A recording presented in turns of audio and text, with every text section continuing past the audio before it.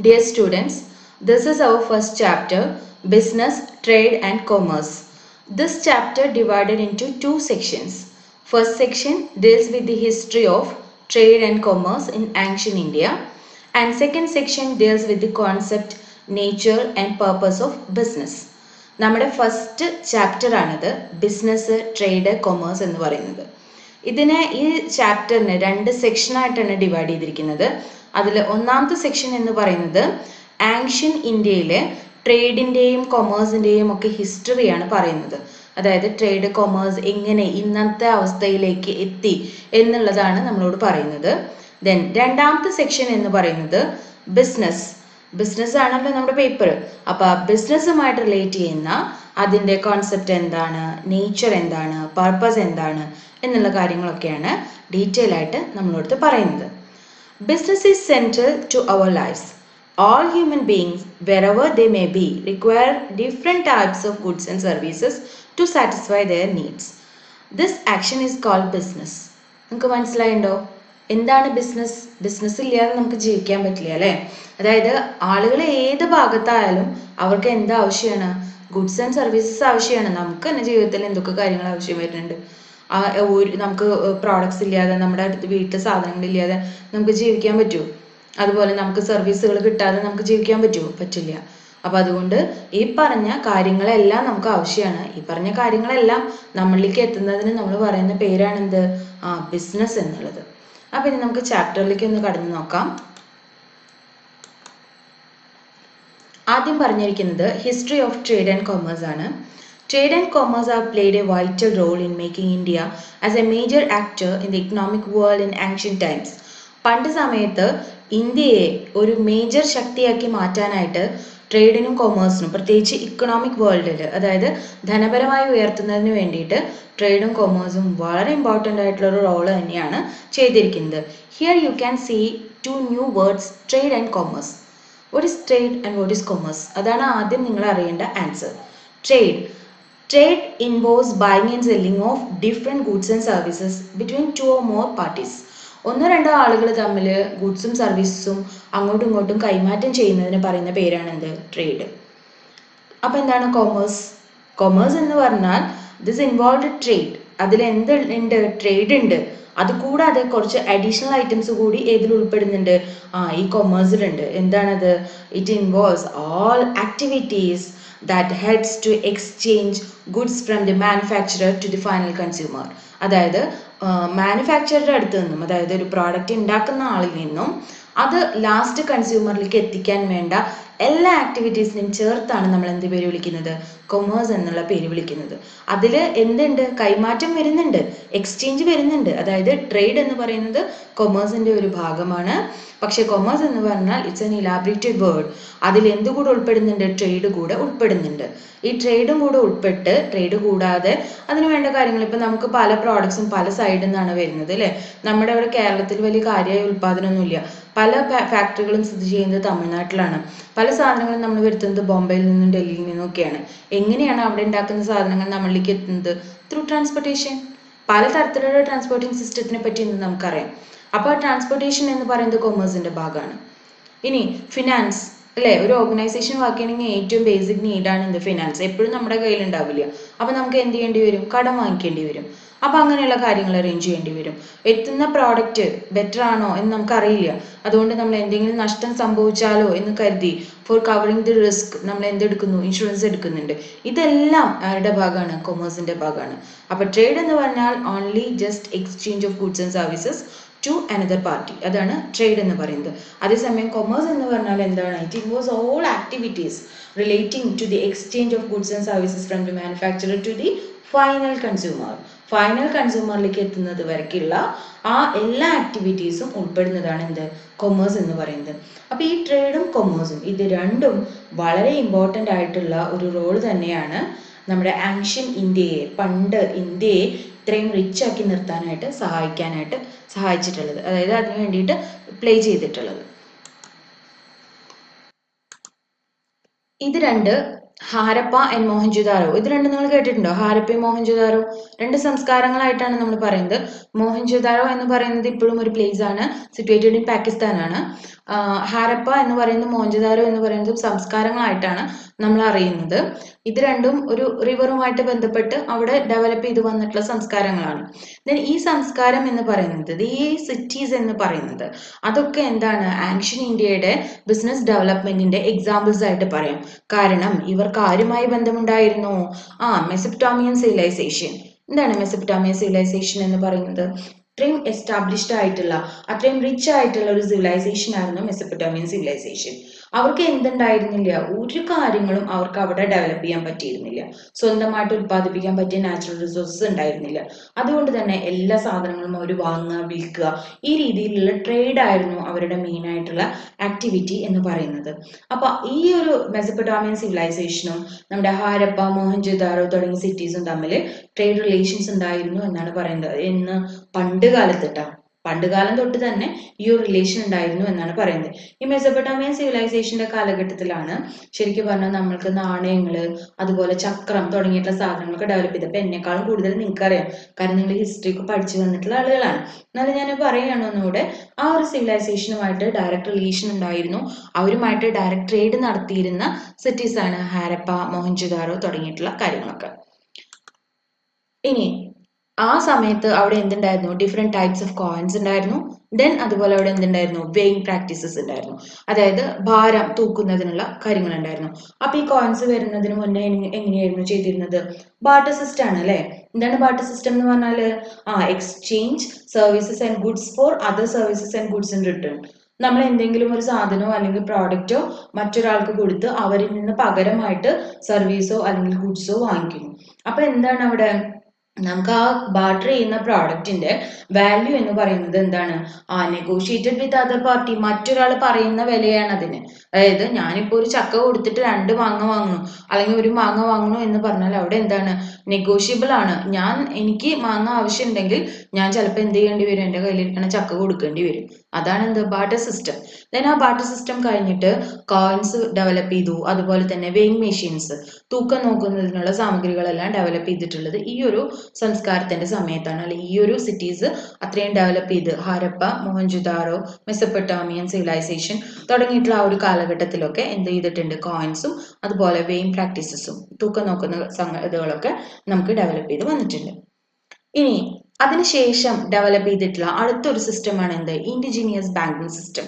എന്താണ് indigenous banking system എന്ന് പറയുന്നത്? They are private firms or individuals who operates as banks and as such both receives deposits and give loans. എന്താണ് പറയുന്നത്? ഒന്നുകിൽ ഒരു organisations ആയിട്ട് അല്ലെങ്കിൽ ഒരു ഇൻഡിവിജ്വൽ അവർ ബാങ്കായിട്ട് ആക്ട് ചെയ്യാണ്. അവർ എന്ത് ചെയ്യുന്നുണ്ട്? ഡിപ്പോസിറ്റ് സ്വീകരിക്കുന്നുണ്ട്, ലോണുകൾ കൊടുക്കുന്നുണ്ട് ആളുകൾക്ക്. അങ്ങനെയുള്ള ഒരു ബാങ്കിങ് സിസ്റ്റം, ഇപ്പൊ ഇന്ന് കാണുന്ന ഒരു ബാങ്കിങ് സിസ്റ്റത്തിലേക്കുള്ള ആദ്യത്തെ ചുവടുവെപ്പാണ് എന്ത്? ഇൻഡിജീനിയസ് ബാങ്കിങ് സിസ്റ്റം എന്ന് പറയുന്നത്. അതാണ് പിന്നീട് ഡെവലപ്പ് ചെയ്ത് വന്നത്. ഈ ഒരു സംസ്കാരത്തിന്റെ കാലഘട്ടമൊക്കെ കഴിഞ്ഞ് നെക്സ്റ്റ് ഒരു സ്റ്റേജ് എന്ന് പറയുന്നത് ഇൻഡിജീനിയസ് ബാങ്കിങ് സിസ്റ്റം ആയിരുന്നു. Then, documents such as hundi and chitti were in use for carrying out transactions in which money passed from hand to hand. എന്താണ്? നമ്മൾ പൈസ ആളുകൾക്ക് കൊടുക്കുന്നതിന് പകരം ആ ഒരു കാലഘട്ടത്തിൽ ഉപയോഗിച്ചിരുന്നത് ഹുണ്ടി അല്ലെങ്കിൽ ഹുണ്ടിക എന്ന് പറയുന്ന സാധനം, ചിട്ടി എന്ന് പറയുന്നതൊക്കെയാണ്. ഇന്നിപ്പോ നിങ്ങൾ കേൾക്കുന്നുണ്ടാവും ബിൽ ഓഫ് എക്സ്ചേഞ്ച്, ചെക്ക് തുടങ്ങിയ കാര്യങ്ങളൊക്കെ അല്ലെ? അതിന്റെയൊക്കെ ഒരു പഴയ പതിപ്പാണ് എന്ത്? ഈ ഹുണ്ടിക, അതുപോലെ ചിട്ടി എന്നൊക്കെ പറയുന്ന സാധനങ്ങൾ. വേറെ ഒരു ഫോട്ടോ കൊടുത്തിട്ടുണ്ട് ഹുണ്ടികയുടെ. വലിയ ക്ലിയർ ഒന്നും അല്ല, നിങ്ങൾക്കൊന്ന് നോക്കി നോക്കാമെന്ന് മാത്രം, ഒന്ന് മനസ്സിലാക്കാൻ. അവിടെ എന്തുണ്ട്? 2500 എന്നുള്ളൊരു എമൗണ്ട് വളരെ ബോൾഡ് ആയിട്ട് കാണാനുണ്ട് അല്ലെ? അപ്പൊ ആ എമൗണ്ട് ആയിരിക്കും കൊടുക്കാനുള്ള എമൗണ്ട്.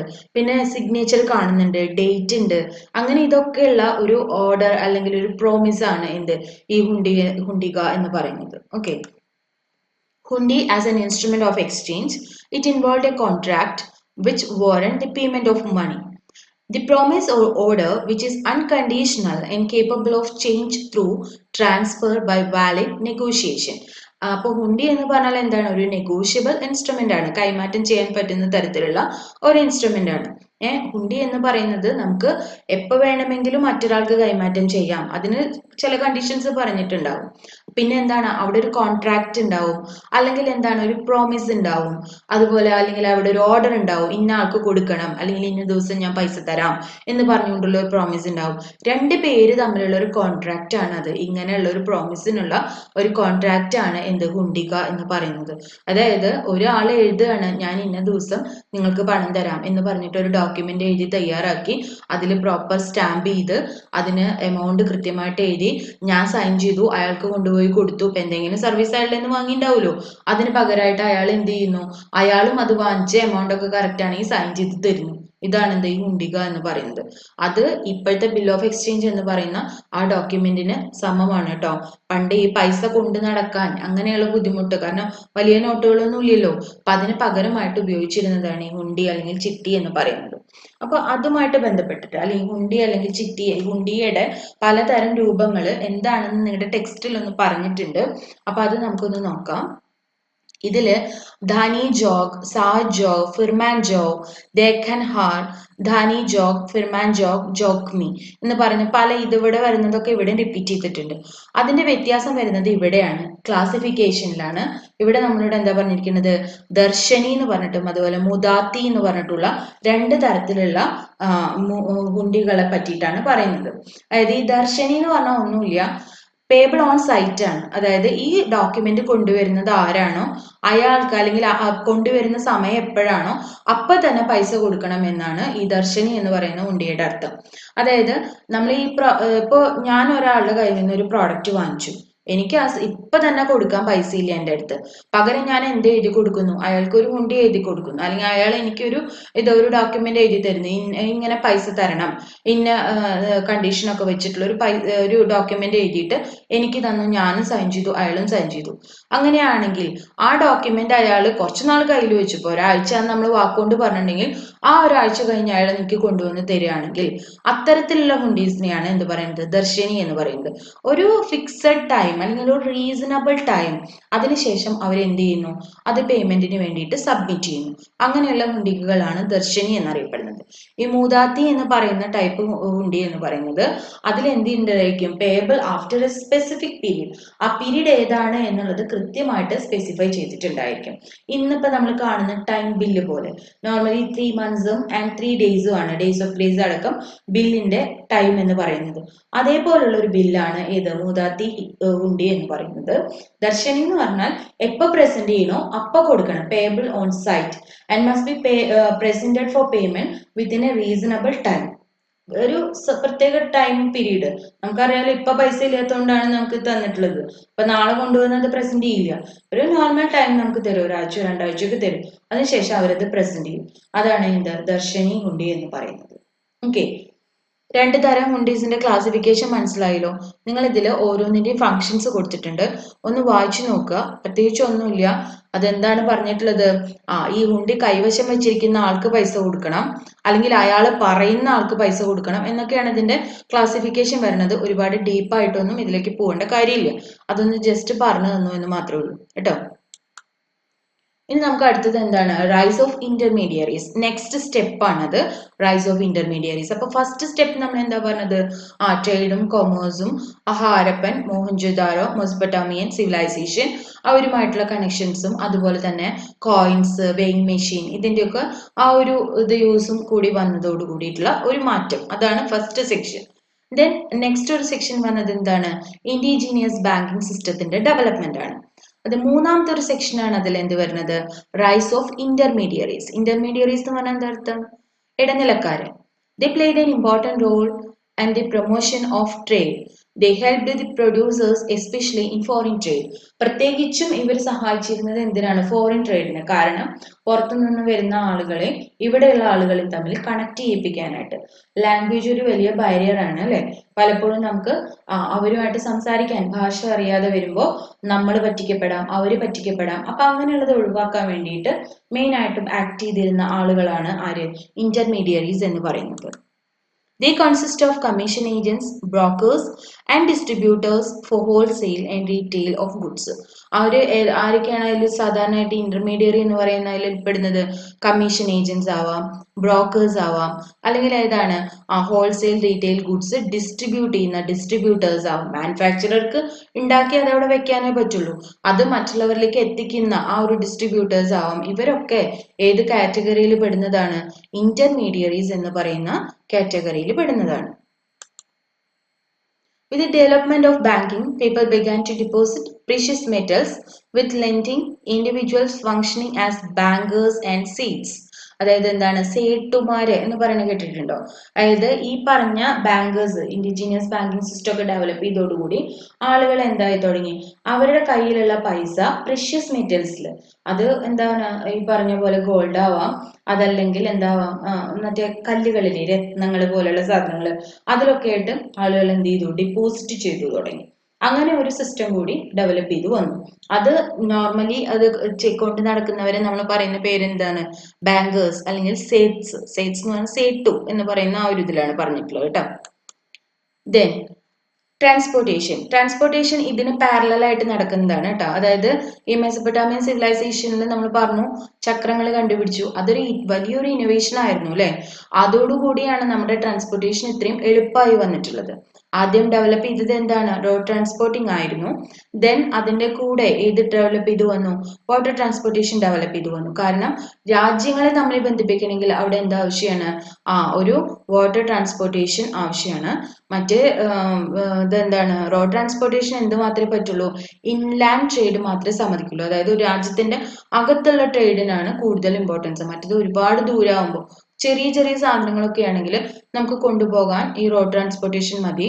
പക്ഷെ വലിയ ഹ്യൂജ് ആയിട്ടുള്ള ഐറ്റംസ് ഒരുമിച്ച് കൊണ്ടുപോകാൻ റോഡിനെ ഡിപ്പെൻഡ് ചെയ്യുമ്പോൾ വളരെ ബുദ്ധിമുട്ട് വന്നു. അതുകൊണ്ട് ഒരു ആൾട്ടർനേറ്റിനെ പറ്റി ചിന്തിച്ചതാണ്.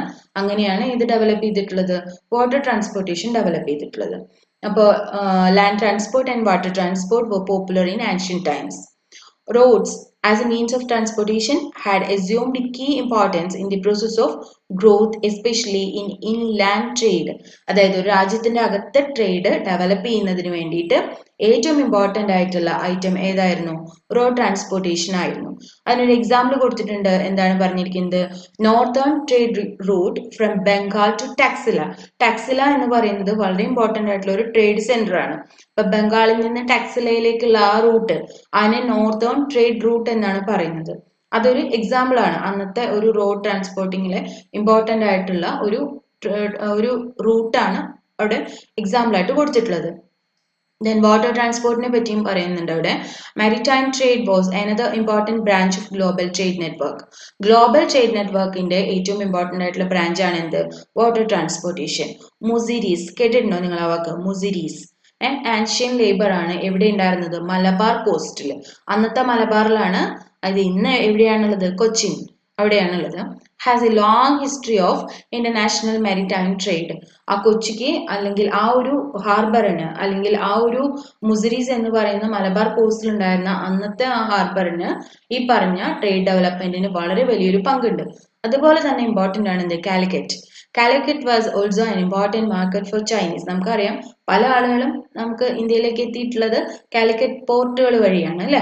അപ്പൊ ഇതൊക്കെയാണ് അന്നത്തെ ലാൻഡ് ട്രാൻസ്പോർട്ട് ആൻഡ് വാട്ടർ ട്രാൻസ്പോർട്ടിനെ പറ്റി പറയാനുള്ളത്. എയർ ട്രാൻസ്പോർട്ട് ഒന്നും ഡെവലപ്പ് ചെയ്തിട്ടില്ല കേട്ടോ ഒന്നും. ഇനി നെക്സ്റ്റ് ഒരു സ്റ്റെപ്പ് ആണ് എന്ത്? Merchant corporations. മെർച്ചന്റ് കോർപ്പറേഷൻസ് എന്ന് പറഞ്ഞാൽ എന്താണ്? ഓട്ടോണമസ് കോർപ്പറേഷൻസ് അല്ലെങ്കിൽ guilds form to protect the interest of the trader. Guilds എന്നുള്ള വാക്ക് നിങ്ങൾ കേട്ടിട്ടുണ്ടോ? കോപ്പറേറ്റീവ് സൊസൈറ്റീസ് എന്ന് കേട്ടിട്ടുണ്ടോ നിങ്ങൾ? സംഘടിത സംഘങ്ങൾ.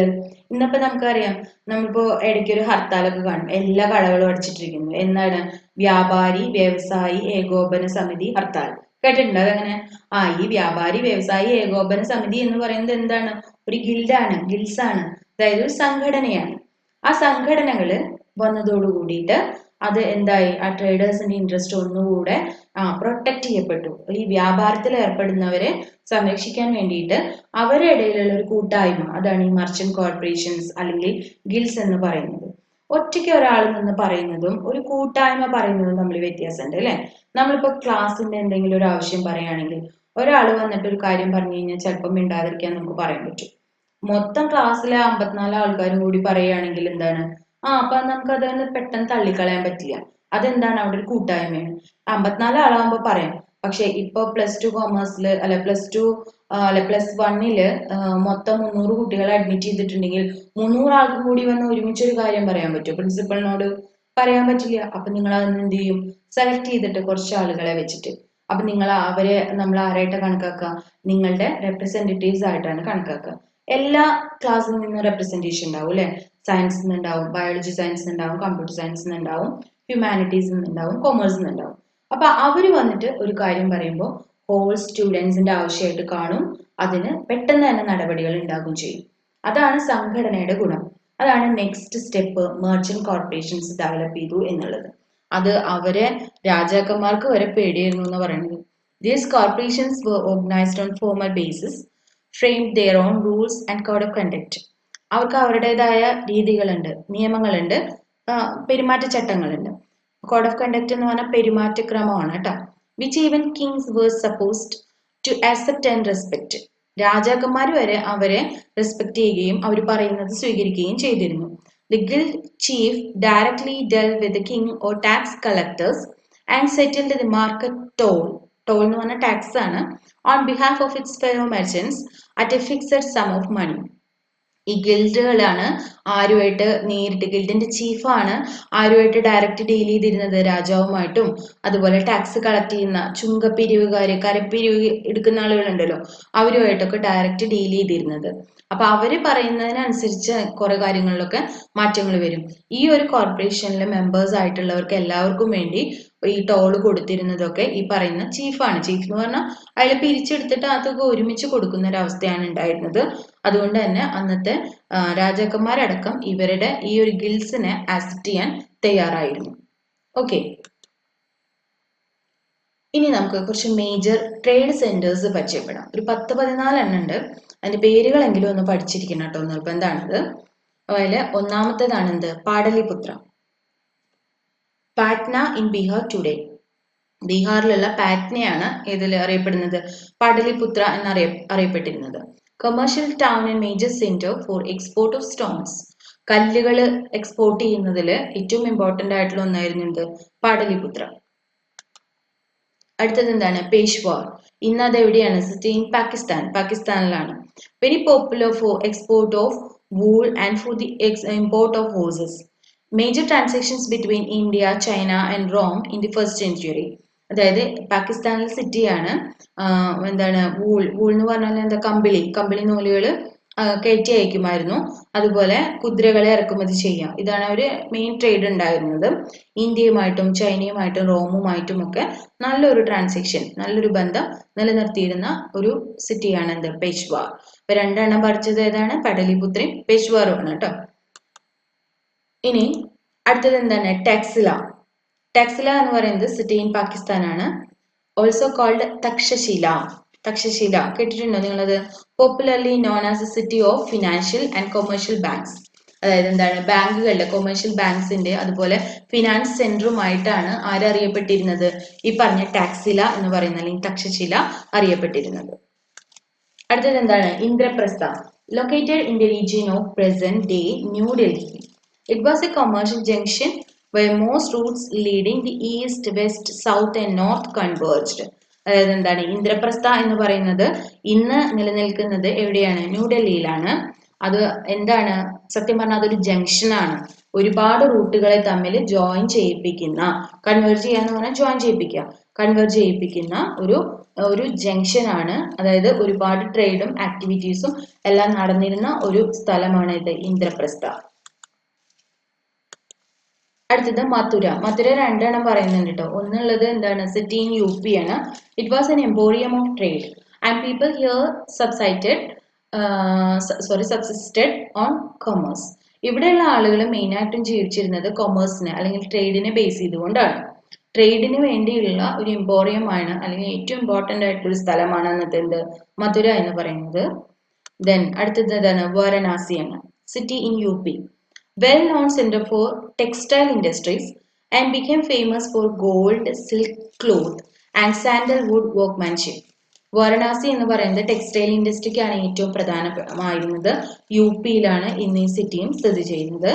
അതുപോലെ ടെക്സ്റ്റൈൽ ഇൻഡസ്ട്രീസിൽ പ്രത്യേകമായിട്ട് എന്താണ് ഗോൾഡ് സിൽക്ക് ക്ലോത്ത്സ് ഉണ്ടല്ലോ, അതിനാണ് കൂടുതൽ. അതുപോലെ സാൻഡൽവുഡ്, ഈ എന്താ പറയാ ചന്ദനം, അതിനൊക്കെയാണ് കൂടുതൽ ഇമ്പോർട്ടൻസ് ഉണ്ടായിരുന്നത്. ഇനി അടുത്തത് Mithila, city in Bihar. The traders in the city crossed the seas by boats to Bay of Bengal to the South China. Traders ഈ സിറ്റി ക്രോസ് ചെയ്തുകൊണ്ടാണ് ബേ ഓഫ് ബംഗാൾ വഴി എവിടേക്ക് പോയിരുന്നത്, ചൈനയിലേക്ക് പോയിരുന്നത്. അപ്പൊ അതുകൊണ്ട് ഏറ്റവും വലിയൊരു ട്രേഡ് സെന്റർ ആയിരുന്നു ഏത്, മിഥില എന്ന് പറയുന്നത്. ബീഹാറിലാണ് ഇന്ന് സ്ഥിതി ചെയ്യുന്നത് കേട്ടോ. മിഥില ഇതിനു മുന്നേ നിങ്ങൾ പുരാണങ്ങളൊക്കെ കേട്ടിട്ടുണ്ടാവും അല്ലെ. ദെൻ അടുത്തത് എന്താണ്, ഉജ്ജയിൻ, സിറ്റി ഇൻ MP, മധ്യപ്രദേശിലുള്ള ഒരു സിറ്റിയാണ്. Different varieties of clothes were exported to different centres. പല സെന്ററുകളിലേക്ക് ഒരുപാട് ക്ലോത്ത്സ്, പലതരത്തിലുള്ള തുണികൾ എക്സ്പോർട്ട് ചെയ്തിരുന്നു. It had trade connections with Taxila and Peshawar. ടാക്സിലയുമായിട്ടും പെഷ്വാറുമായിട്ടും ട്രേഡ് കണക്ഷൻ ഉണ്ടായിരുന്ന ഒരു സിറ്റിയാണ് ഏത്, ഉജ്ജയിൻ. അടുത്തത് ഏതാണ്, സൂറത്താണ്, city in Gujarat. It was an emporium of Western trade during Mughal period. They were also famous for gold bordered sarees. അതായത് സിൽക്ക് സാരികൾക്ക് ഏറ്റവും ഫേമസ് ആയിട്ടുള്ള ഒരു സ്ഥലമാണ് ഇത്, സൂറത്ത്. സൂറത്ത് സിൽക്ക് നമുക്ക് ഒരു കാലഘട്ടത്തിൽ വളരെ പ്രിയപ്പെട്ട ഒന്നായിരുന്നു അത്, അല്ലേ. അത് ആ ഒരു സിറ്റിയാണ്. അത് ഇന്ന് സ്ഥിതി ചെയ്യുന്നത് എവിടെയാണ്, ഗുജറാത്തിലാണ്. മുഗൾ പീരീഡിലാണ് ഇത് ഏറ്റവും ഇമ്പോർട്ടന്റ് ആയിട്ടുള്ള ഒരു ട്രേഡ് സെന്റർ ആയിട്ട് മാറിയിട്ടുള്ളത് കേട്ടോ. പിന്നെ അടുത്തത് എന്താണ്, കാഞ്ചി. കാഞ്ചി എന്ന് പറഞ്ഞാൽ ചിലപ്പോൾ അറിയില്ല, പക്ഷെ കാഞ്ചീപുരം എന്ന് പറഞ്ഞാൽ നിങ്ങൾക്ക് അറിയുമായിരിക്കും. Present day Kanchipuram in Tamil Nadu. Chinese came here to purchase pearls, glass and rare stones, and in return they sold gold and silk. അതായത് ഇവിടെ വന്നിട്ട് അവര് വാങ്ങിച്ചുകൊണ്ട് പോയിരുന്നത് പേളും അതുപോലെ ഗ്ലാസുകളും റെയർ ആയിട്ടുള്ള കല്ലുകളും രത്നങ്ങളും ഒക്കെയാണ്. പകരം അവരിവിടെ എന്താ വിറ്റിരുന്നത്, സ്വർണവും അതുപോലെ സിൽക്കുമാണ് കാഞ്ചീപുരത്ത് വിറ്റിരുന്നത്. ഇപ്പൊ ഇന്ന് കാഞ്ചീപുരം ഏറ്റവും കൂടുതൽ ഇതായിട്ടുള്ളത് എന്തിനാണ്, സിൽക്കിനാണ് അല്ലെ. ഇനി അടുത്തത് എന്താണ്, മധുര. ഇത് സിറ്റി തമിഴ്നാടാണ് കേട്ടോ. മറ്റേ മധുരയുമായിട്ട് വ്യത്യാസമുണ്ട്. City in Tamil Nadu. It was the capital city of Pandya dynasty who controlled the trade off purse and fisheries of the Gulf of Mannar, shallow in between India and Sri Lanka. അതായത് പാണ്ഡ്യ ഡൈനാസ്റ്റിയുടെ ക്യാപിറ്റൽ സിറ്റി ആയിരുന്നു ഏത്, മധുര എന്ന് പറയുന്നത്. ഈ മധുര മെയിൻ ആയിട്ടും ഫേമസ് ആയിട്ടുള്ളത് എന്തിനാണ്, പേളിനും അതുപോലെ ഈ കടലിൽ നിന്ന് കിട്ടുന്ന ഐറ്റംസുമായിട്ട് ബന്ധപ്പെട്ടാണ്. കാരണം എന്താണെന്ന് വെച്ചാൽ ഇത് സത്യം പറഞ്ഞാല് ഇന്ത്യക്കും ശ്രീലങ്കയ്ക്കും ഇടയ്ക്ക് കിടക്കുന്ന ഒരു കടലിടുക്കാണ് എന്ത്, ഗൾഫ് ഓഫ് മാന്നാർ എന്ന് പറയുന്നത്. ഇതൊരു ബേ ആണ്, ലക്ഷദ്വീപിൽ നിന്ന് ഇന്ത്യൻ ഓഷ്യനിലേക്കുള്ള ഒരു ബേ, അതായത് ഒരു വഴി. അതാണ് ഇത് ശ്രീലങ്കേനെയും അതുപോലെ ഇന്ത്യനെയും തമ്മിൽ എന്താണ് ബന്ധിപ്പിക്കുന്നു. ശ്രീലങ്കയുടെ വെസ്റ്റ് കോസ്റ്റിനെയും ഇന്ത്യയുടെ സൗത്ത് ഈസ്റ്റ് ടിപ്സ്, അതൊക്കെ നമ്മുടെ നാടും കർണാടക അതുപോലെ തമിഴ്നാട് ഈ ഒരു ഭാഗമൊക്കെ വരുന്ന ഇതിനെ തമ്മിൽ ബന്ധിപ്പിക്കുന്ന ഒരു കടലിടുക്കാണ് ഗൾഫ് ഓഫ് മന്നാർ എന്ന് പറയുന്നത്. അപ്പൊ അതുകൊണ്ട് തന്നെ ഇതിൽ കൂടിയാണ് ട്രേഡ് നടന്നിരുന്നത്. നിങ്ങൾ രാമസേതു എന്നൊക്കെ കേട്ടിട്ടുണ്ടോ, അതൊക്കെ സ്ഥിതി ചെയ്യുന്നത് ഗൾഫ് ഓഫ് മന്നാറിലാണെന്ന് പറയപ്പെടുന്നു കേട്ടോ. എനിക്ക് ശരിക്കും അറിയില്ല, അങ്ങനെ കാണുന്നുണ്ട്. അതിന്റെ ഹിസ്റ്ററി പരിശോധിക്കുമ്പോൾ കാണാൻ പറ്റും. നിങ്ങൾക്ക് അതൊക്കെ ഒന്ന് ചെക്ക് ചെയ്യാവുന്നതേ ഉള്ളൂ. അപ്പൊ അവിടെ നടന്നിരുന്ന മെയിൻ ആയിട്ടുള്ള വ്യാപാരം എന്താണ്, പേഴ്സും അതുപോലെ എന്താണ് ഫിഷറീസുമാണ്. ഓക്കെ. ദെൻ അടുത്തത് ഏതാണ്, ബ്രോഷ് ആണ്. പ്രസന്റ് ഡേ ബറൂച്ച് എന്നാണ് ഇന്നത് അറിയപ്പെടുന്നത് in Gujarat. It was A major trade centre in western India. Baruch എന്ന് പറയുന്നത് വെസ്റ്റേൺ ഇന്ത്യയിലെ ഇമ്പോർട്ടന്റ് ആയിട്ടുള്ള ഒരു ട്രേഡ് സെന്റർ ആണെന്നാണ് പറയുന്നത്. ദെൻ അടുത്തത് എന്താണ്, കാവേരിപ്പട്ട. കാവേരിപ്പട്ട എന്ന് പറഞ്ഞാൽ അറിയില്ല, പക്ഷെ കാവേരിപ്പട്ടണം നിങ്ങൾ കേട്ടിട്ടുണ്ടാവും. തമിഴ്നാട്ടിലാണ് എന്നുള്ളത്. Present day Kaveripattanam in Tamil Nadu. It was scientific in its construction as a city and provided loading, unloading and strong facilities of merchandise. അതായത് ഈ വ്യാപാരത്തിന് വരുന്നവർക്ക് എന്താണ് സാധനങ്ങൾ ലോഡ് ചെയ്യാനും അൺലോഡ് ചെയ്യാനും വേണ്ട എല്ലാ കാര്യങ്ങളും പ്രൊവൈഡ് ചെയ്യാനുള്ള ഒരുപാട് ഫെസിലിറ്റീസ് പ്രൊവൈഡ് ചെയ്തിരുന്ന സിറ്റിയാണ് ഇത് കാവേരിപ്പട്ട എന്നറിയപ്പെട്ടിരുന്ന കാവേരിപ്പട്ടണം. അത് ആ സിറ്റിയുടെ കൺസ്ട്രക്ഷൻ തന്നെ അതിന് യോജിച്ച വിധത്തിലായിരുന്നു. അതാണ് ആ ഒരു ഏരിയ, പ്രത്യേകിച്ച് അവര് തമ്മിൽ ട്രേഡ് നടന്നില്ലെങ്കിലും അവിടെ എന്തുണ്ടാവുന്നുണ്ട്, ട്രേഡ് ഇത്രയും ഡെവലപ്പ് ചെയ്യാനുള്ള ഒരു കാരണമായിട്ട് പറയുന്നത്. ദെൻ അടുത്തത് എന്താണ്, Tamralipti. City in West Bengal, Calcutta. കൽക്കട്ടയിലാണ് ഇത് സ്ഥിതി ചെയ്യുന്നത്. It was one of the greatest ports connected both by sea and land. അവിടെ എന്താണ് അത് നമ്മുടെ രാജ്യത്തിനെയും അതുപോലെ എന്താണ് ഈ പറഞ്ഞ അതായത് കടലിനെയും തമ്മിൽ ബന്ധിപ്പിക്കുന്ന ഏറ്റവും ഇമ്പോർട്ടന്റ് ആയിട്ടുള്ള പോർട്ട് ഉള്ളത് എവിടെയാണ്? ഈ പറഞ്ഞ സ്ഥലത്താണ്. It was linked by road to Banaras, UP and Taxila. അത് എന്ത് ചെയ്യുന്നുണ്ട്? ബൈ റോഡ് ബനാറസുമായിട്ടും ടാക്സിലിയുമായിട്ട് ബന്ധപ്പെട്ടിട്ടുണ്ട്. അപ്പോൾ നല്ലൊരു ഈ പറഞ്ഞ പോലെ ഇന്ദ്രപ്രസ്ഥയൊക്കെ പോലെ പല രാജ്യങ്ങളെ പല സ്ഥലങ്ങളെ തമ്മിൽ ബന്ധിപ്പിക്കുന്ന ഒരു ഇമ്പോർട്ടന്റ് ആയിട്ടുള്ള ഒരു പോർട്ടാണ് എവിടെയുള്ളത്? താമരലിപ്തി എന്ന് പറയുന്ന ഒരു കൊൽക്കത്തയിൽ സ്ഥിതി ചെയ്യുന്ന ആ ഒരു പോർട്ടിൽ ഉള്ളത്. അതുകൊണ്ട് തന്നെ ട്രേഡ് ഡെവലപ്പ് ചെയ്യാൻ അവിടെ രണ്ട് തരത്തിലുള്ള ട്രാൻസ്പോർട്ടേഷൻ സിസ്റ്റവും അവൈലബിൾ ആണ്. ഇതാണ് റോഡ് ട്രാൻസ്പോർട്ടേഷനും അതുപോലെ തന്നെ എന്താണ് സീ ട്രാൻസ്പോർട്ടേഷൻ അല്ലെങ്കിൽ വാട്ടർ ട്രാൻസ്പോർട്ടേഷനും. അപ്പൊ അതുകൊണ്ട് ഏറ്റവും കൂടുതൽ ട്രേഡേഴ്സ് വന്നു പോകുന്ന അല്ലെങ്കിൽ ട്രേഡ് ഡെവലപ്പ് ചെയ്തിട്ടുള്ള ഒരു ഏരിയയാണ് അത്. ഇതാണ് നമ്മളെ സംബന്ധിച്ച് ഒരു 14 എണ്ണം പഠിക്കാനുള്ളത്. ഇതിൽ ആ പേരുകളൊക്കെ നിങ്ങളൊന്ന് ഓർത്തു വെക്കുക. ഓരോന്നും എന്തിനു പ്രസിദ്ധം എന്നൊക്കെ ചോദിച്ചാൽ ചോദ്യം വരാറുണ്ട് കേട്ടോ. ഒരു 1 മാർക്ക് ക്വസ്റ്റ്യൻ ഇവിടെ നിന്ന് വരാറുണ്ട്. അപ്പൊ അങ്ങനെ പ്രത്യേകിച്ച് പറഞ്ഞിട്ടുള്ള സാധനങ്ങളുണ്ടല്ലോ, അത് നോക്കുമ്പോൾ സൂറത്ത് പറഞ്ഞിട്ടുണ്ടായിരുന്നു. എന്തിനായിരുന്നു? സിൽക്ക് സാരികൾക്കാണ്. കാഞ്ചീപുരം എന്താണ് അവിടെ നടന്നിരുന്നത്? മെയിൻ ആയിട്ടും നമ്മൾ പ്രഷ്യസ് സ്റ്റോൺസും പേഴ്സും ഒക്കെയാണ് നമ്മൾ എന്ത് ചെയ്തിരുന്നത്? കൊണ്ട് കൊടുക്കുകയും അതുപോലെ തന്നെ തിരിച്ച് അവരിൽ നിന്ന് സിൽക്ക് വാങ്ങുകയൊക്കെയാണ് ചെയ്തിരുന്നത്. അങ്ങനെ പ്രത്യേകം പറഞ്ഞിട്ടുള്ള സ്ഥലങ്ങൾ അതൊന്ന് പ്രത്യേകിച്ച് നോട്ട് ചെയ്യണം, ഒന്ന് മനസ്സിലാക്കി വെക്കണം കേട്ടോ. അപ്പൊ ഇനി നമുക്ക് അടുത്ത സെക്ടറിലേക്ക് കിടക്കാം. എന്താണ് പറയുന്നത്? Major exports and imports. Ancient ഇന്ത്യയുടെ കാര്യമാണ് ഇപ്പോഴും പറഞ്ഞുകൊണ്ടിരിക്കുന്നത് കേട്ടോ. എക്സ്പോർട്സും ഇമ്പോർട്ട്സും എന്തൊക്കെയായിരുന്നു അന്നത്തെ എന്നുള്ളത് നമുക്ക് നോക്കാം. എക്സ്പോർട്ട് ഐറ്റംസ് എന്തൊക്കെയാണ്? സ്പൈസസ് ഉണ്ട്. സ്പൈസസ് നിങ്ങൾക്ക് അറിഞ്ഞൂടെ? സുഗന്ധദ്രവ്യങ്ങൾ. അതാണ് മെയിൻ ആയിട്ട് നമ്മുടെ നാട്ടിൽ നിന്ന് പുറത്തേക്ക് പോയിരുന്നത് അല്ലെ. ബീറ്റ്, ഗോതമ്പ്. ഷുഗർ എന്ന് പറഞ്ഞാൽ എന്താണ്? പഞ്ചസാര. അതുപോലെ എന്താണ്? ഇൻഡിഗോ എന്ന് പറഞ്ഞാല് ഒരു പ്ലാന്റ് ആണ് കേട്ടോ. ആ പ്ലാന്റ് വളരെ എന്താണ് വളരെ റെയർ സ്പീഷ്യസ് ആയിട്ടുള്ള ഒരു പ്ലാന്റ് ആണ്. ദെൻ ഓപ്പിയം എന്ന് പറഞ്ഞാല് ഈ കറുപ്പ് എന്നൊക്കെ പറയില്ലേ നമ്മള്, അതായത് എന്താ പറയാ, ഡ്രഗ്സ് ആണ് ശരിക്കും. അങ്ങനെയുള്ള സാധനങ്ങൾ. അതുപോലെ സെസം ഓയിൽ എന്ന് പറഞ്ഞാൽ എള്ളെണ്ണ എന്ന് പറയുന്നുണ്ട്. സെസം എന്ന് പറയുന്നത് അതാണ്. അതുപോലെ കോട്ടൺ, പാരറ്റ് എന്ന് പറയുന്നത്, live animals and animal products. ഇതൊക്കെയായിരുന്നു മെയിൻ ആയിട്ട് നമ്മൾ എന്ത് ചെയ്തിരുന്നത്? എക്സ്പോർട്ട് ചെയ്തിരുന്നത്. ഇനി ഇമ്പോർട്ട് ചെയ്തിരുന്നത് എന്താണ്? ഹോഴ്സസ്, കുതിരകള്, animal products, Chinese silk, linen, wine, gold, silver, copper. ഇതൊന്നും അറിയാത്ത സാധനങ്ങളില്ല. അങ്ങനെയുള്ള സാധനങ്ങളൊക്കെയാണ് നമ്മൾ എന്ത് ചെയ്തിരുന്നത്? ഇമ്പോർട്ട് ചെയ്തിരുന്നത്. ഇനി ആ ഒരു കാലഘട്ടത്തിൽ നിന്ന് നമ്മൾ പതുക്കെ ഇപ്പോഴത്തെ ഒരു ഇക്കണോമിയിലേക്ക് വരാനായിട്ട് തുടങ്ങുകയാണ്. നോക്കാം. Position of India sub continent in world economy എന്നാണ് ഫസ്റ്റ് AD തൊട്ടിട്ട് 1991 വരെയുള്ളത്. അതായത് ഫസ്റ്റ് AD തൊട്ടിട്ട് 91 വരെയുള്ള ആ ഒരു കാലഘട്ടം വളരെ ചുരുക്കി എന്ന് പറയാണ്. 91 വരെ എന്ന് പറയാൻ എന്താ കാരണം? 1991 ആണ് ഏറ്റവും ഇമ്പോർട്ടന്റ് ആയിട്ടുള്ള ഒരു ഡെവലപ്മെന്റ് നമ്മുടെ നാട്ടിൽ ഉണ്ടായിട്ടുള്ളത്. അതെന്താന്ന് നമുക്ക് നോക്കാം. തൽക്കാലം നമുക്ക് ഇതിലേക്ക് വരാം. Between the first and 7th centuries CE എന്ന് പറഞ്ഞാൽ എന്താണ്? അതൊരു എറയാണ് കേട്ടോ. അതായത് നമ്മൾ ഈ AD എന്ന് പറയില്ലേ, അതിനെ സൂചിപ്പിക്കാനായിട്ടാണ് CE എന്നുള്ള വാക്ക് നമ്മളിവിടെ ഉപയോഗിച്ചിട്ടുള്ളത്. Common എറയാണത്. India is estimated to have the largest economy of the ancient and medieval world, controlling about 1/3 and 1/4 of the world's wealth. എന്താണ് പറയുന്നത്? ഒന്നാമത്തെ ആ ഒരു ഫസ്റ്റ് സെഞ്ചുറി തൊട്ട് 7th century വരെ ഏകദേശം ഇന്ത്യ ആയിരുന്നു ഏറ്റവും ലാർജസ്റ്റ് ഇക്കണോമി, ഏറ്റവും റിച്ച് ആയിട്ടുള്ള രാജ്യം എന്ന് പറയുന്നത്.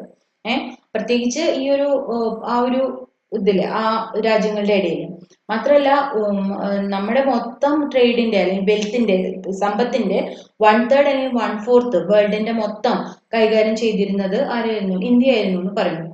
The country was often referred to as സ്വർണ ഭൂമി എന്നും സ്വർണദ്വീപ്, അങ്ങനെ പല പേരുകളിൽ റൈറ്റേഴ്സ് നമ്മുടെ രാജ്യത്തെ വിശേഷിപ്പിച്ചിട്ടുണ്ട്. ആ ഒരു കാലഘട്ടത്തിൽ സ്വർണഭൂമിയാണ്, സ്വർണദ്വീപാണ് എന്നൊക്കെ പറഞ്ഞിട്ട് പല റൈറ്റേഴ്സിന്റെയും റൈറ്റിംഗ്സിൽ ഇന്ത്യയെ പറ്റി പറഞ്ഞിരിക്കുന്നത് നമുക്ക് ആ കാലഘട്ടത്തിലെ റൈറ്റിംഗ്സ് എടുത്താൽ കാണാനായിട്ട് സാധിക്കും. The British Empire began to take roots in India in the mid-18th century. 18ാം നൂറ്റാണ്ടിന്റെ പകുതിയോട് കൂടിയിട്ട് ബ്രിട്ടീഷുകാർ പതുക്കെ ഇങ്ങോട്ട് വരാൻ തുടങ്ങി, ഇന്ത്യയിലേക്ക് വരാൻ തുടങ്ങി. സ്വർണദ്വീപ് എന്നൊക്കെ പറഞ്ഞിട്ട് ഇതായപ്പോ, സ്വർണഭൂമി എന്നൊക്കെ പറഞ്ഞപ്പോ അവര് പതുക്കെ ഇങ്ങോട്ട് വന്നു തുടങ്ങി. The East India Company used revenues generated by the provinces under its rule for purchasing Indian raw materials, spices and goods. East India company അവരുടെ റവന്യൂവിന്റെ മെയിൻ ആയിട്ടുള്ള ഒരു ഭാഗം ഉപയോഗിച്ചിരുന്നത് ഇന്ത്യയിൽ നിന്ന് റോ മെറ്റീരിയൽസ് വാങ്ങാനും അതുപോലെ എന്താണ് സ്പൈസസും ഗുഡ്സും വാങ്ങിക്കുന്നതിനൊക്കെ വേണ്ടിയിട്ടാണ്. പതുക്കെ പതുക്കെ അവരിവിടെ ആധിപത്യം സ്ഥാപിച്ചു. നമുക്കറിയാം നമ്മൾ ആരുടെ ഒരു കോളനിയായി മാറി, ബ്രിട്ടീഷ് ഗവൺമെന്റിന്റെ ഒരു കോളനി ആയിട്ട് മാറി. അതോടുകൂടി എന്തായി, നമ്മുടെ വ്യാപാരം തകർന്നു പോയി. എന്ത് സംഭവിച്ചു? This change the condition of the Indian economy from being an exporter of processed goods to the exporter of raw materials and buyer of manufactured goods. അതായത് നമ്മൾ പണ്ട് പ്രോസസ് ചെയ്ത ഗുഡ്സ്, അതായത് കംപ്ലീറ്റ് ചെയ്ത പ്രോഡക്റ്റ് കയറ്റി അയച്ചിരുന്ന ആളുകളായിരുന്നു. അങ്ങനെയുള്ള സ്ഥാനത്ത് നിന്നും നമ്മുടെ കയ്യിൽ നിന്ന് മെയിൻ ആയിട്ട് ഇവർ വാങ്ങാൻ തുടങ്ങിയത് എന്താണ്? റോ മെറ്റീരിയൽസ് ആണ്. അപ്പൊ നമ്മൾ എന്തായി മാറി? പതുക്കെ പതുക്കെ റോ മെറ്റീരിയൽസ് എക്സ്പോർട്ട് ചെയ്യുന്ന ആളുകളായിട്ട് മാറി. റോ മെറ്റീരിയൽസ് മുഴുവൻ നമ്മൾ ഇവിടുന്ന് എക്സ്പോർട്ട് ചെയ്ത് കഴിഞ്ഞാൽ സ്വാഭാവികമായിട്ട് നമുക്ക് എന്ത് വേണ്ടി വരും? ഫിനിഷ്ഡ് ആയിട്ടുള്ള പ്രോഡക്റ്റ് ഇങ്ങോട്ട് വാങ്ങിക്കേണ്ടി വരും, അല്ലെ?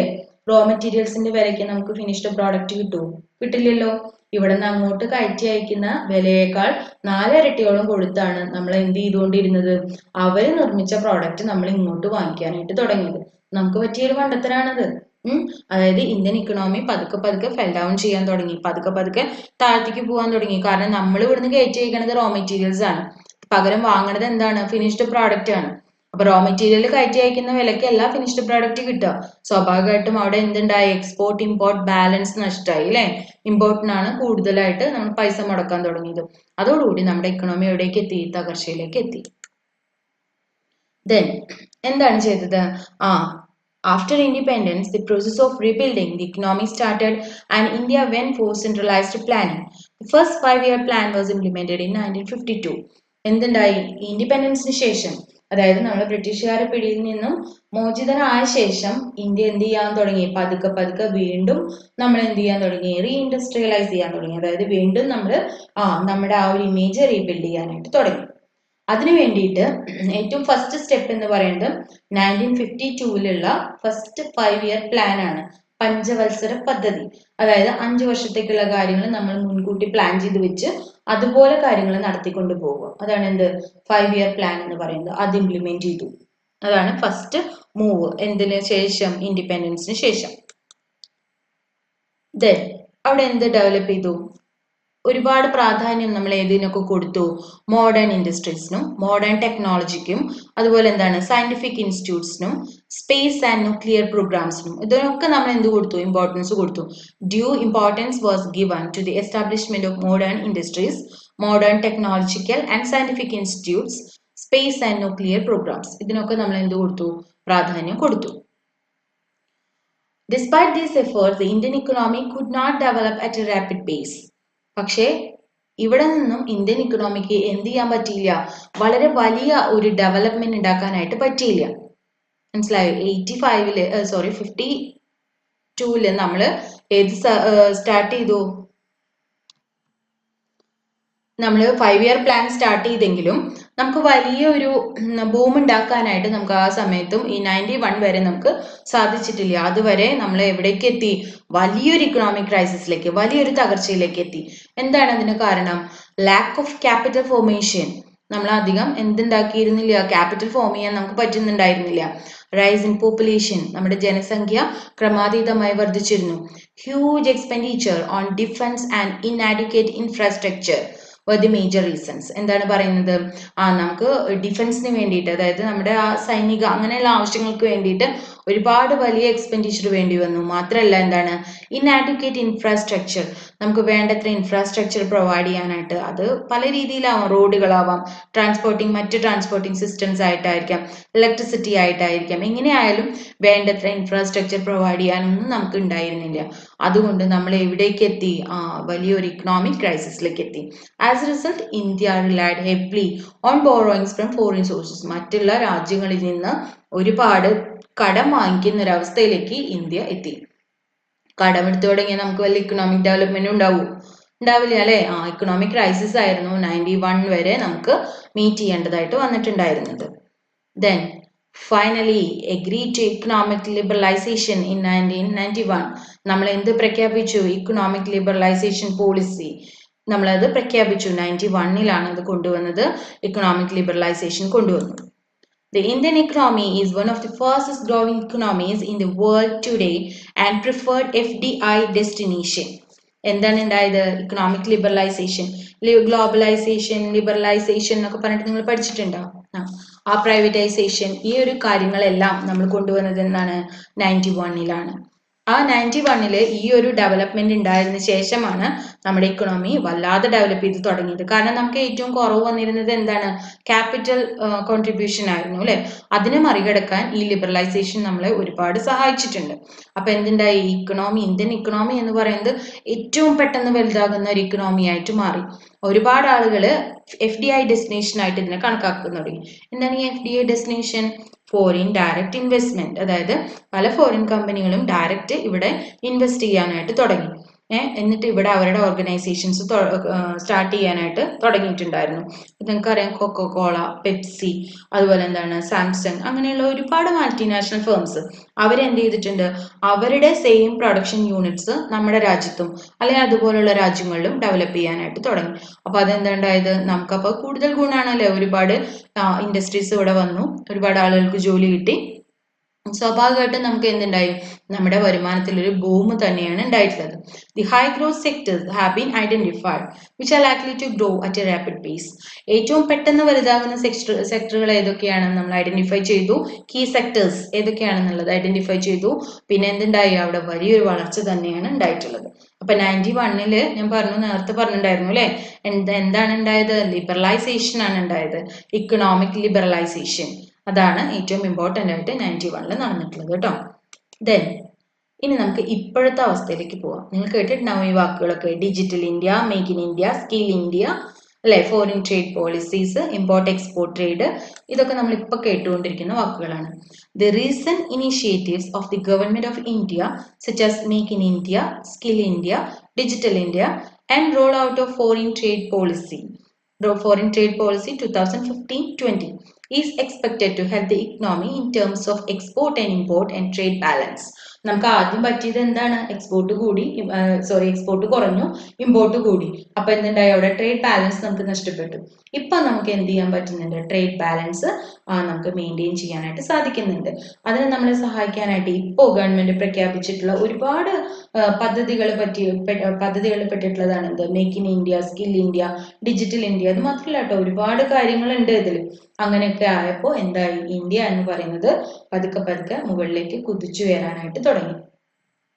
ഓക്കെ, ഇതാണ് നമ്മുടെ ആൻഷ്യൻ ഏജ് തൊട്ട്, അതായത് ഹാരപ്പൻ, മോഹൻജുദാരോ എന്ന് പറയുന്ന ആ ഒരു നമ്മുടെ ആൻഷ്യന്റ് ആയിട്ടുള്ള ആ ഒരു സമയം തൊട്ടുള്ള ട്രേഡ് തൊട്ട് നമ്മളിപ്പോൾ എവിടേക്ക് വന്ന് നിന്നു? ഇപ്പോൾ റീസെന്റ് ആയിട്ട് 2020 വരെ നമ്മൾ കണ്ടുകൊണ്ടിരിക്കുന്ന പ്രൊജക്റ്റുകളിലേക്ക് വന്ന് നിന്നു. അത് നമ്മൾ ഒരുപാട് വഴിയിൽ കൂടി സഞ്ചരിച്ചിട്ടുണ്ടായിരുന്നു അല്ലെ? എന്തൊക്കെ നമ്മൾ പറഞ്ഞത്? മറ്റേ ഹാരപ്പ, മോഹൻജോദാരോ, ആ സിറ്റീസ് എല്ലാം തന്നെ മെസപ്പൊട്ടാമിയൻ സിവിലൈസേഷനുമായിട്ട് കണക്റ്റഡ് ആയിരുന്നു. ആ കാലഘട്ടത്തിലാണ് കോയിൻസും അതുപോലെ തന്നെ വെയിങ് ആസ്പെക്ട്സും എല്ലാം ഡെവലപ്പ് ചെയ്തത്. അപ്പൊ അവിടെ എന്ത് സംഭവിച്ചു? ബാർട്ടർ സിസ്റ്റം ഒഴിവായി, കാര്യങ്ങൾക്കെല്ലാം ഒരു വ്യക്തത വന്നു, ഒരു കൃത്യത വന്നു. അങ്ങനെയുള്ള കാലഘട്ടത്തിൽ നിന്ന് ഇൻഡിജീനിയസ് ബാങ്കിലേക്ക് നമ്മൾ എന്ത് ചെയ്തു? പെട്ടെന്നൊരു ചാട്ടം നടത്തി അല്ലെ? ഇൻഡിജീനിയസ് ബാങ്കേഴ്സ് വന്നതോടുകൂടി ഒന്നുകൂടെ മാറ്റങ്ങളായി. അതായത് ആളുകൾ എന്തുണ്ടായി? ഒരു ആള് നമുക്ക് കടം തരാനും വാങ്ങിക്കാനും അങ്ങനെയൊക്കെ ഉണ്ടായി. നമ്മൾ ഇൻവെസ്റ്റ് ചെയ്യാൻ പഠിച്ചു. അതുപോലെ തന്നെ എന്താണ്, നമുക്ക് പൈസ കടം എടുക്കുന്നതും കാര്യങ്ങളും എല്ലാം കൃത്യമായിട്ട് മനസ്സിലാക്കാനായിട്ട് പറ്റി. ദെൻ അത് കഴിഞ്ഞപ്പോൾ ട്രേഡ് ഇന്റർമീഡിയറീസ് വന്നു. ട്രേഡ് ഇന്റർമീഡിയറീസ് വന്നപ്പോൾ പ്രത്യേകിച്ചും ഫോറിൻ ട്രേഡുമായിട്ട് നമുക്ക് എന്തായി? വളരെ ഈസി ആയി അല്ലെ? കാരണം അവർ നിന്നോളും നമ്മുടെ ഇടയിൽ, നമുക്ക് ലാംഗ്വേജ് കോൺസ്ട്രെയിന്റ് ഇല്ലാണ്ടായി. അപ്പൊ നമുക്ക് എന്താണ്? കൃത്യമായിട്ട് അവിടെ ട്രേഡ് കൊണ്ട് നടക്കാനായിട്ട് സാധിച്ചിരുന്നു അല്ലെ? അതാണ് ട്രേഡ് ഇന്റർമീഡിയറീസ് വന്നതോടുകൂടി ഉണ്ടായത്. അത് കഴിഞ്ഞിട്ട് പിന്നെ എന്ത് വന്നു? നമ്മൾ ഗിൽസ് വന്നു, മെർക്കൻഡൈസ് കോർപ്പറേഷൻസ് ഡെവലപ്പ് ചെയ്തു. അതോടുകൂടി എന്താണ്? അവര് കാര്യങ്ങളിൽ, അതായത് രാജാവിന് വരെ അവരെ എന്തുണ്ടായി? ഒരു പേടി, അല്ലെങ്കിൽ അവർ പറയുന്ന കാര്യങ്ങൾ ആക്സെപ്റ്റ് ചെയ്തു തുടങ്ങി. അപ്പൊ ട്രേഡേഴ്സിന്റെ കാര്യത്തിൽ എന്താണ്? ഒന്നുകൂടി ഒരു ബലമായി, അവരെ ഇടയിൽ എന്തായി? നല്ല ഒരു ഡെവലപ്മെന്റ് ഉണ്ടായി എന്നുള്ളതാണ് പറയുന്നത്. പണ്ട് സമയത്ത് നമ്മുടെ നാട് എന്ന് പറയുന്നത് സ്വർണ്ണഭൂമി, സ്വർണ്ണദ്വീപ് എന്നൊക്കെ അറിയപ്പെട്ടിരുന്നു. അന്നത്തെ ചരിത്രകാരന്മാർ അതൊക്കെ എഴുതി വെച്ചിട്ടുണ്ട്. ഫസ്റ്റ് സെഞ്ചുറി തൊട്ട് 7th സെഞ്ചുറി വരെ. ദെൻ 8th സെഞ്ചുറി, 18th സെഞ്ചുറിയുടെ ഒരു നടുക്കിൽ വെച്ചിട്ടാണ് ബ്രിട്ടീഷുകാരെ ഇങ്ങോട്ട് വരുന്നതും. ദെൻ അവര് പതുക്കെ പതുക്കെ എന്ത് ചെയ്തു തുടങ്ങി? നമ്മുടെ അടുത്ത് നിന്ന് റോ മെറ്റീരിയൽസ് വാങ്ങി അവരെ നാട്ടിൽ കൊണ്ടുപോയി ഫിനിഷ്ഡ് പ്രോഡക്റ്റ് ആക്കിയിട്ട് ആ പ്രോഡക്റ്റ് നമ്മളെ കൊണ്ട് തന്നെ വാങ്ങിപ്പിച്ചു തുടങ്ങി. അപ്പൊ അവിടെ എന്തുണ്ടായി? ട്രേഡ് ഇംബാലൻസ് ചെയ്തു. എക്സ്പോർട്ട് എന്ന് പറയുന്നത് നമുക്ക് കുറഞ്ഞ പൈസയ്ക്കും ഇമ്പോർട്ട് കൂടിയ പൈസയ്ക്കുമായി. അതോടുകൂടി നമ്മുടെ ഇക്കണോമി വീണ്ടും ആകെ തലകുത്തി താഴത്തേക്ക് പോയി. ദെൻ ഇൻഡിപെൻഡൻസിന് ശേഷം 1952 5-year പ്ലാൻസ് നമ്മൾ ഡെവലപ്പ് ചെയ്തത്. 5-year പ്ലാൻസ് വന്നിട്ടും ഒരുപാട് വലിയ ഡെവലപ്മെന്റ് നമുക്ക് ഉണ്ടായില്ല. കാരണം എന്താണ്? അവിടെ നമുക്ക് ക്യാപിറ്റൽ ഫോർമേഷൻ ഭയങ്കര ബുദ്ധിമുട്ടായിരുന്നു. മാത്രമല്ല പോപ്പുലേഷൻ ഗ്രോത്ത് വല്ലാതെ ഉണ്ടായിരുന്നു. അപ്പൊ അതൊക്കെ നമ്മളെ വളരെ നെഗറ്റീവായിട്ട് നമുക്ക് വേണ്ട ഇൻഫ്രാസ്ട്രക്ചർ ഡെവലപ്പ് ചെയ്യാൻ പറ്റിയിരുന്നില്ല. കീ ആസ്പെക്ട്സ് ഏതൊക്കെയാണെന്ന് ഐഡന്റിഫൈ ചെയ്യാൻ പറ്റിയിരുന്നില്ല. ഒക്കെ വളരെ വലിയൊരു ദോഷമായിട്ട് നിന്നിരുന്നു. 91 കൂടി പെട്ടെന്നൊരു ചേഞ്ച് ആണ് നമ്മുടെ ഇക്കണോമിയിൽ ഉണ്ടായത്. കാരണം 91 നമ്മൾ എന്ത് ചെയ്തു? ഇക്കണോമിക് ലിബറലൈസേഷൻ പ്രഖ്യാപിച്ചു അല്ലെ? അതോടുകൂടി നമ്മൾ ഫോറിൻ ട്രേഡിനെ മൊത്തം ഇങ്ങോട്ട് സ്വാഗതം ചെയ്തു, രണ്ട് കൈ നീട്ടി. ഒരുപാട് പ്രൊസീജിയേഴ്സ് ഒക്കെ വളരെ എളുപ്പമാക്കി. ഗ്ലോബലൈസേഷൻ, ലിബറലൈസേഷൻ, പ്രൈവറ്റൈസേഷൻ എന്ന് പറയുന്ന ഒരു മോട്ടോ തന്നെ നമ്മൾ LPG എന്ന് പറഞ്ഞിട്ട് കൊണ്ടുവന്നു. അതോടുകൂടി എന്തായി? മറ്റു രാജ്യങ്ങൾ നമ്മുടെ രാജ്യത്ത് വന്നിട്ട് ഇവിടെ എന്ത് ചെയ്തു? അവിടെ ഇൻവെസ്റ്റ് ചെയ്യാൻ തുടങ്ങി. ഇവിടെ ഇൻവെസ്റ്റ് ചെയ്ത് അവരിവിടെ ഓർഗനൈസേഷൻസ് സ്റ്റാർട്ട് ചെയ്തു. അപ്പൊ നമുക്ക് എന്തായി? ഈ പറഞ്ഞ എക്സ്പോർട്ട് ഇമ്പോർട്ട് ഒക്കെ ബാലൻസ്ഡ് ആയിട്ട് കൊണ്ടുപോകാനായിട്ട് പറ്റി. ദെൻ ഇപ്പോ 2020 ആകുമ്പോഴും ഒരുപാട് പ്രൊജക്റ്റുകൾ നമ്മുടെ മുന്നിലുണ്ട്. Make in India, skill India, digital India എന്നൊക്കെ പറഞ്ഞിട്ടുള്ളത്. ആ പ്രൊജക്റ്റുകളെല്ലാം നമ്മളെ എവിടേക്കാണ് കൊണ്ടുപോകുന്നത്? ഉയരങ്ങളിലേക്കാണ്. നമുക്ക് പ്രത്യാശിക്കാം, പണ്ട് നമ്മളെ വിളിച്ചിരുന്നത് പോലെ സ്വർണ്ണഭൂമി, സ്വർണ്ണദ്വീപ് എന്നൊക്കെ വിളിച്ചിരുന്നത് പോലെ വീണ്ടും നമ്മുടെ നാടിന് അത്രയും ഒരു പ്രോസ്പെരിറ്റിയിലേക്ക് എത്തും. അങ്ങനെ എത്തിക്കാൻ നമുക്ക് കഴിയും എന്നുള്ളത് നമുക്ക് വിചാരിക്കാം. അതിന് ഒറ്റ വഴിയേ ഉള്ളൂ. എന്താണ്? Trade and commerce.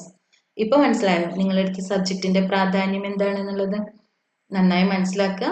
ഈ വീണ്ടും വീണ്ടും ഈ വീഡിയോ വേണമെങ്കിൽ കേൾക്കാം നിങ്ങൾക്ക്. ഇതോടുകൂടി നമ്മുടെ ഫസ്റ്റ് സെക്ഷൻ ഇവിടെ അവസാനിക്കുകയാണ്. ഇനി നമ്മൾ ബിസിനസ്സിലേക്ക് നേരിട്ട് പോകാൻ തുടങ്ങുകയാണ്. അപ്പൊ അത് അടുത്തൊരു വീഡിയോ ആയിട്ട് നമുക്ക് കാണാം. തൽക്കാലം ഇവിടെ ഞാൻ അവസാനിപ്പിക്കുന്നു. എന്തെങ്കിലും സംശയങ്ങൾ ഉണ്ടെങ്കിൽ നിങ്ങൾക്ക് എന്നോട് ചോദിക്കാവുന്നതേ ഉള്ളൂ കേട്ടോ. അപ്പോൾ ഓക്കെ, താങ്ക് യു.